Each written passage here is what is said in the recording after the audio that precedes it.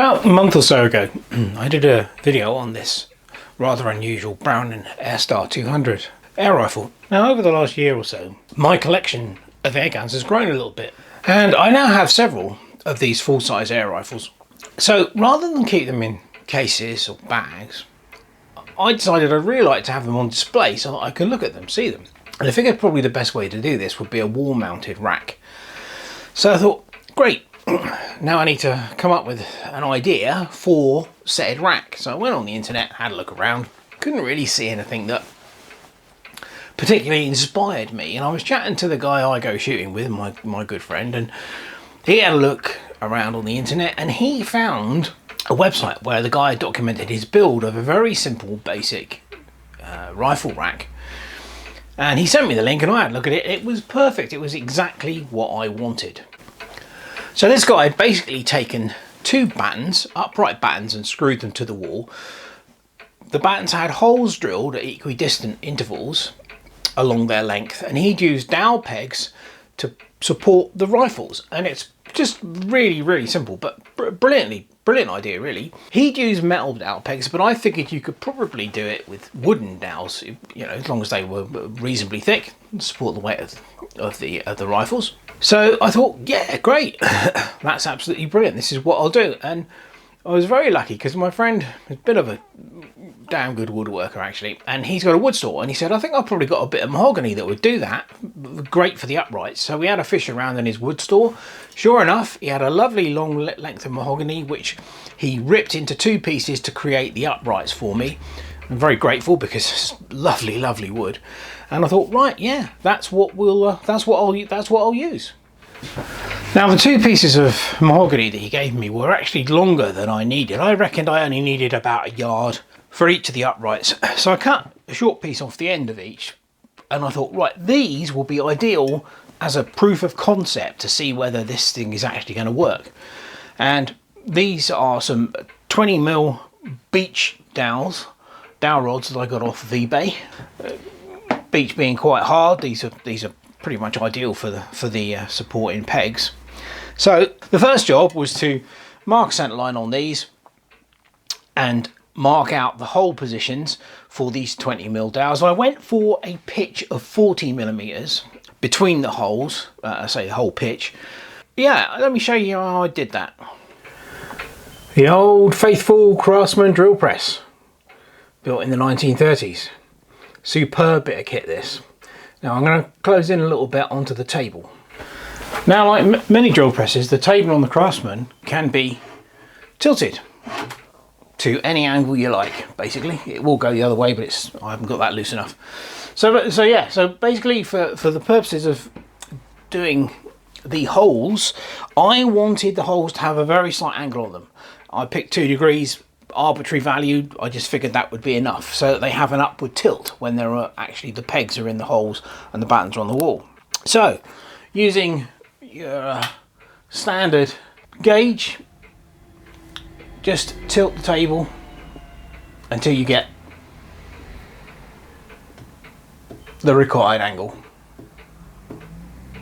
We want 2 degrees, well, that's 2.1, but lock it up, and that's going to give you the angle on the holes. So we've got our angle set. I've set the depth stop on the drill press here so that it will only go so far down, like that. Now again, I just guesstimated the depth. I've gone to about probably just under 2/3 of the thickness of the wood for the depth of the hole. I think that will give the pegs plenty of purchase. Then I G-clamped on a big lump of aluminium, rectangular section aluminium, for a makeshift fence, and that allowed me to just run the bit of wood up and down it, keeping it perfectly in line.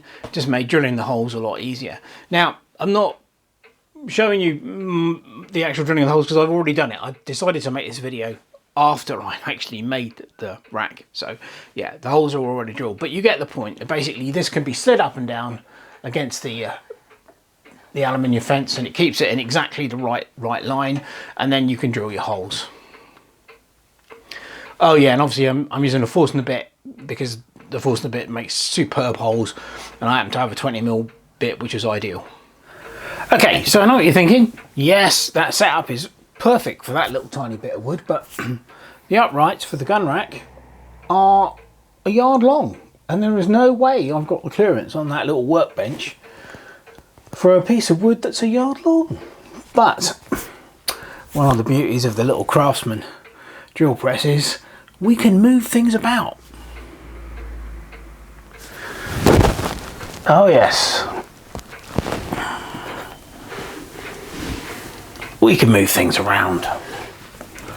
Now obviously I'd have to set the depth stop and the height again for that, but I can now move the table over here, and I've got plenty of clearance in this room way now to do the drilling. And we can also move another part of the drill press just by pulling on this lever here.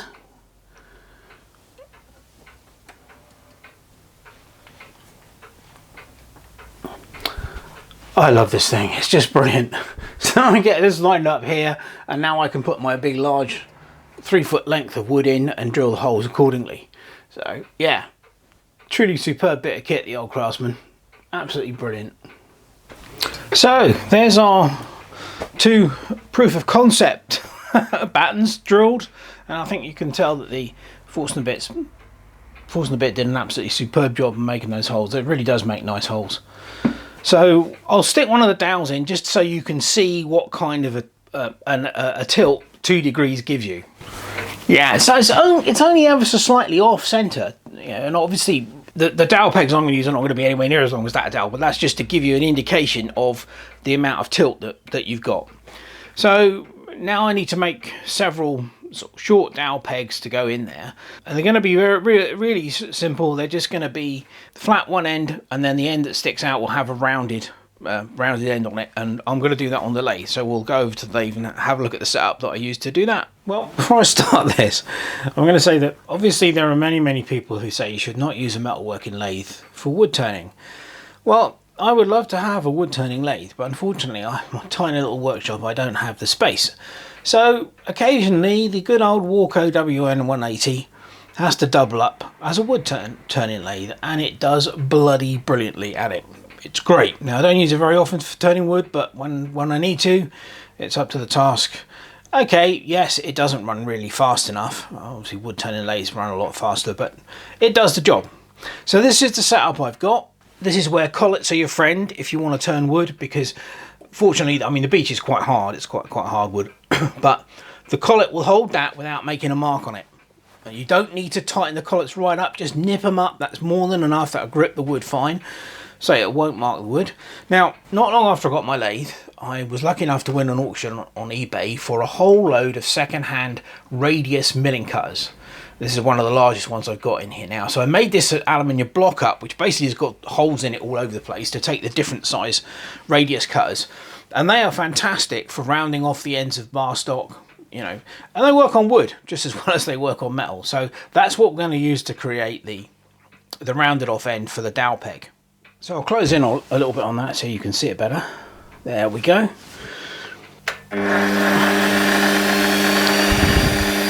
I've got the radius cutter lined up just a little bit further away from the outside edge, the far edge of the dowel pin. So we should just be able to gently wind that in.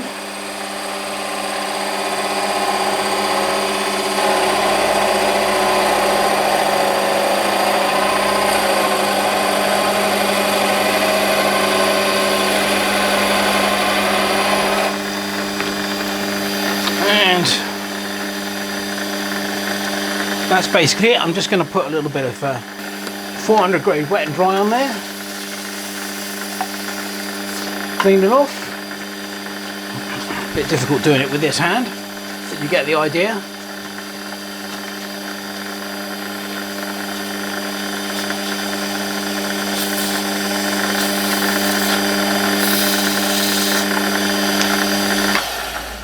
There you go, one very nicely rounded end of a dowel.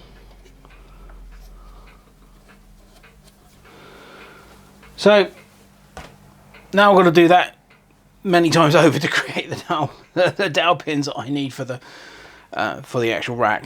That's how I made the dowel pins. Now I've basically cut this to length. Now I just wanted to show you this because this is exactly as it came out of the collet. I have not sanded that or cleaned that up in any way. That's exactly as it came out of the collet, and there's not a mark on it. So Call it to your friend when turning wooden dowels. Okay, so in true Blue Peter fashion, here's some I made earlier. Now, I originally made these 100mm long, but I found that to be basically, that was just too long, wasn't necessary. So I've cut them down. These are now 18mm long, and that seems to be the ideal length to support the rifles. So I'll put a couple in these and put these upright so you can see the whole effect.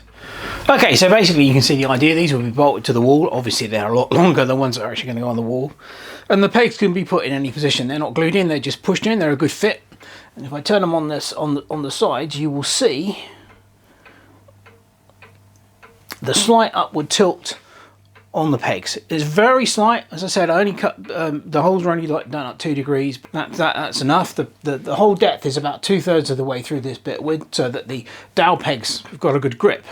It seems to work very well. So let's take you upstairs and you can have a look at the actual thing in situ. So here it is, and it works very well indeed. Now I currently only have 3 rifles of this size, and obviously I've started in the middle of the rack to mount these, so it looks reasonably symmetrical. But I think if you started from the top, you could probably get 5 similar sized rifles on that rack. And what I really like about this system is it's actually fine tunable. So in order to get the rifles to sit level, the bottom one was perfect. It just sat level. I put it straight on, level immediately. But the middle one, the fire arch, is an underlever, and it makes it sit higher at the front end. So we'll close in and I'll show you what I did for that one.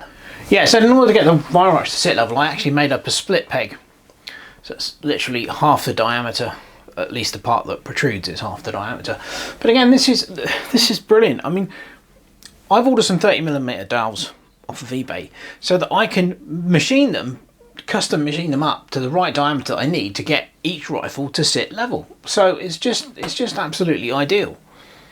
The very top rifle has a small amount of packing under the front dowel, on top of the front dowel, to get that to sit more or less level. And again, when I get the 30mm dowel, I'll simply turn down the dowel that's the right size to get the rifle to sit level. So it's infinitely, you know, tunable effectively. But no, it does a really nice job. I'm well pleased with the way it came out. I haven't done any finishing on the dowels yet, and I think what I'm going to do is stain them to match the teak. Yay, teak, not mahogany. Wow. Yeah, stain them to match the teak uprights. And I think that will be the finishing. But yeah, it does the trick, and I think they look great, and I'm well pleased with it. So there you go, just a quick video. Well, it's probably not actually that quick now, but on the on my new wall-mounted rifle rack. As always, hope you enjoyed the video, found it useful, and thanks for watching. Cheers.